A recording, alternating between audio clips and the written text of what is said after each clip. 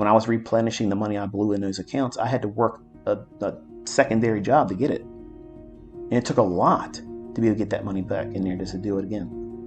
But I didn't lose hope. I was cussing and ranting and raving the whole time I had to do it, wanting to quit the extra job I was working. But I knew unless I did this, nothing's going to change.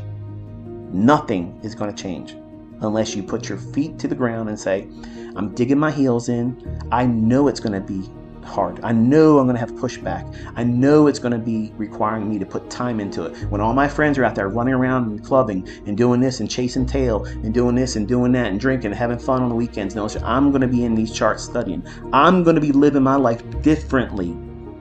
But they're still going to be out there trying to chase tail, broke as fuck, driving a beater fucking car, and ain't doing shit in their life. And you'll be able to pull down annual fucking salaries on a week.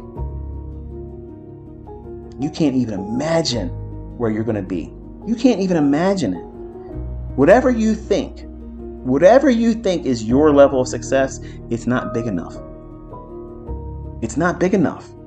You have no idea when you strip all these limitations that you put on yourself. You shackle yourself with your own mindset. You do it.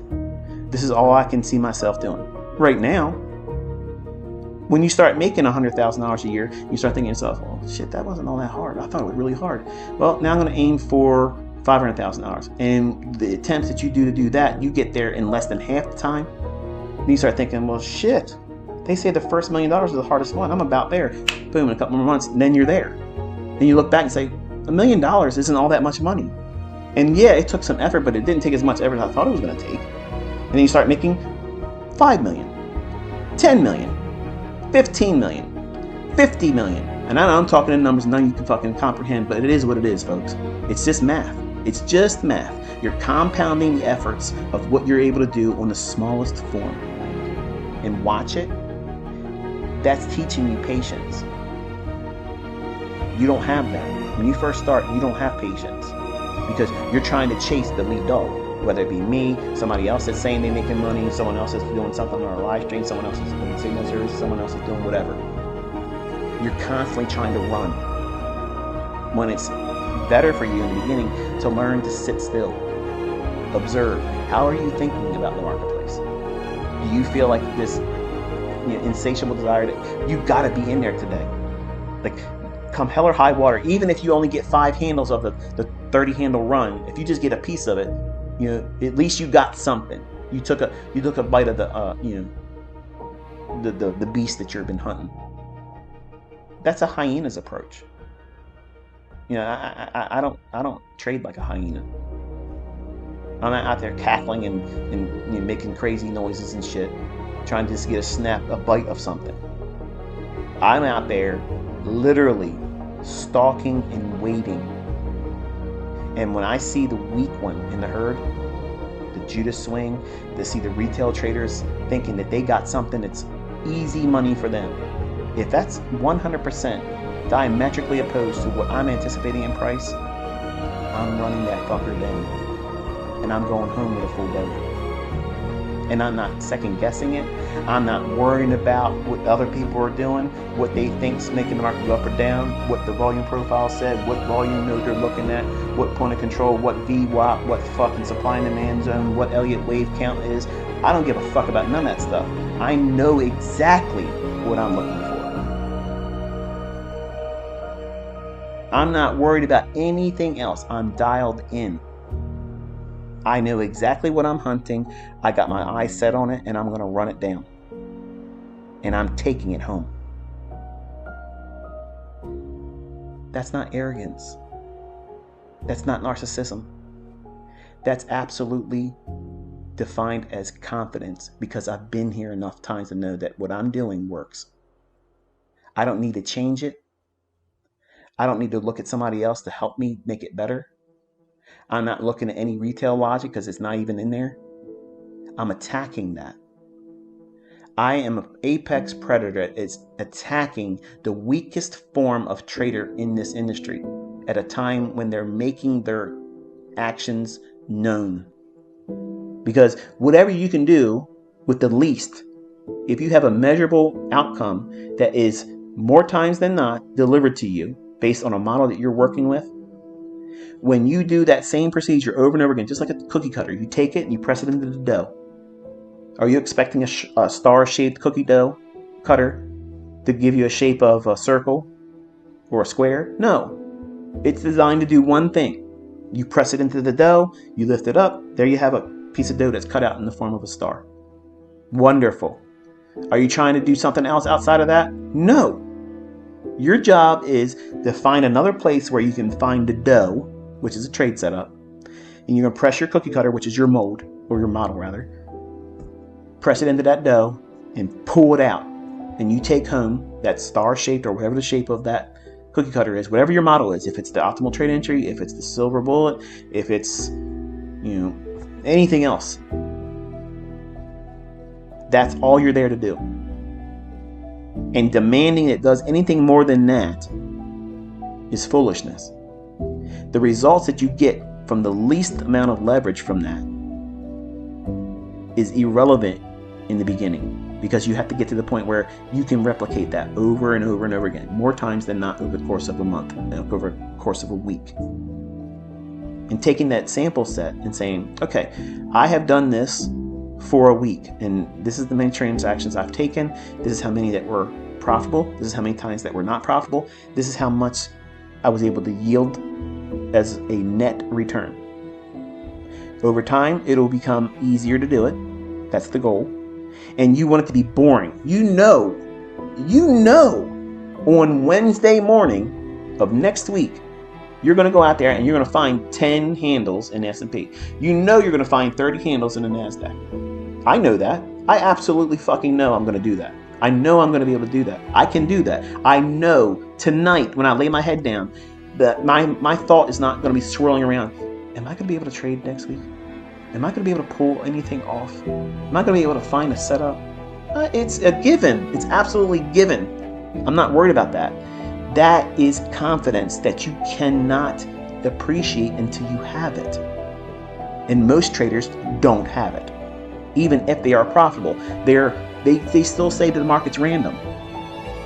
It is random if you're believing the bullshit you're trying to trade off of. All these things that you're subscribing to as a religion. Elliott wave, Wyckoff, it's this, it's jumping the creek, it's this, this wave count.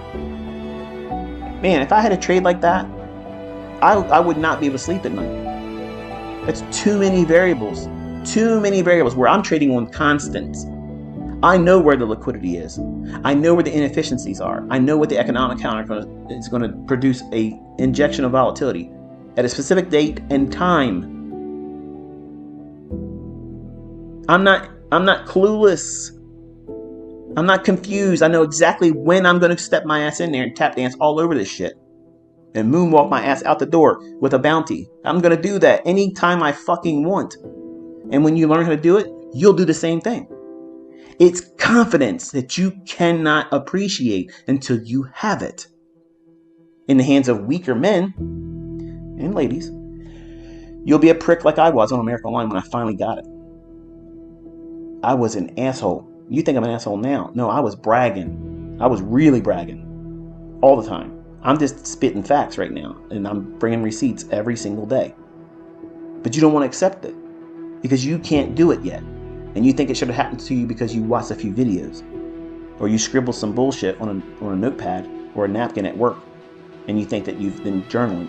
That's not a real attempt at doing it. You're half-assing it. And if you're half-assing it, don't be surprised when you get half-assed results. When you make it your business, that this is your career, you are learning how to operate and run a business. What is it? You Incorporated. You Incorporated. These people will try to tear you down all the time. And the more success you have, the more success that you share, there are more of them going to come at you. Are you going to live your life worrying about what they're going to say about you? Fuck these people. They are losers. The fact that they're spending their time talking about you, they're fucking showing you they're losers. Nobody that has success spends any time talking about somebody else. Nobody does. Nobody has time talking about that shit. You keep your business minded by you. You mind your own business. Nobody else is going to mind it. You do it. And you stay out of everybody else's business. You keep your head in the charts. You keep building, understanding yourself, where you make mistakes, where do you fear, what do you get anxious about, what do you get too overzealous about prematurely or overconfident, because there's a real thing like that. Identify those things. They're going to help you prune that tree, that money tree that you're growing into a money tree. I'm a money making dynamo. I can walk out these fucking doors. I could lose everything. I could literally lose every fucking thing. And I could start with zero money in my fucking pocket. And in 12 months, be a multimillionaire again. Do you feel that confident about yourself? Because everything I talked about in this presentation today, it all leans on having one skill set. And that's hard. It's real hard if you don't know what you're doing and you're brand new, you have no experience, you've never been here before. Every little tiny fluctuation, one tick against your entry, feels like the beginning of a run on your stop. And that's not what it's like when you're thinking like I'm teaching you. I trust my model. If it goes to my stop, I placed my stop incorrectly, and I'm okay with that. I know the likelihood of my next trade is going to be just as well as the one I just entered. It's not diminishing. The efficacy of my models are not diminishing. They're constant. Your appreciation for those models and approaches are on the upslope. You're at the beginning of your journey, and I envy all of you. I envy all of you. I miss those moments of astonishment where I would see something and I'd like, okay, this is what it should do, and let's see what happens. And it delivers perfectly to the tick. And then you're looking around the room like, am I supposed to know this? Like you're expecting the black suits to show up in front of your house. A helicopter's landing in your backyard like, you're coming with us, you know? Those moments of astonishment are amazing. Those epiphanies, those moments where the veil is lifted and you see the market as it really is in binary form. You know, when Neo finally understands who he is and where he's at, he doesn't see the people in front of him throwing punches. It's just zeros and ones. And all he has to do is, this is what his response is going to be. And he knows what they're going to do before they do it. That's a macro. The idea is, in closing, you need to guard your mind. You need to do the very least in the beginning. Because if you can't get experience or growth or progress measured in any capacity with the least amount of exposure to risk, it matters not how much more risk you can accumulate.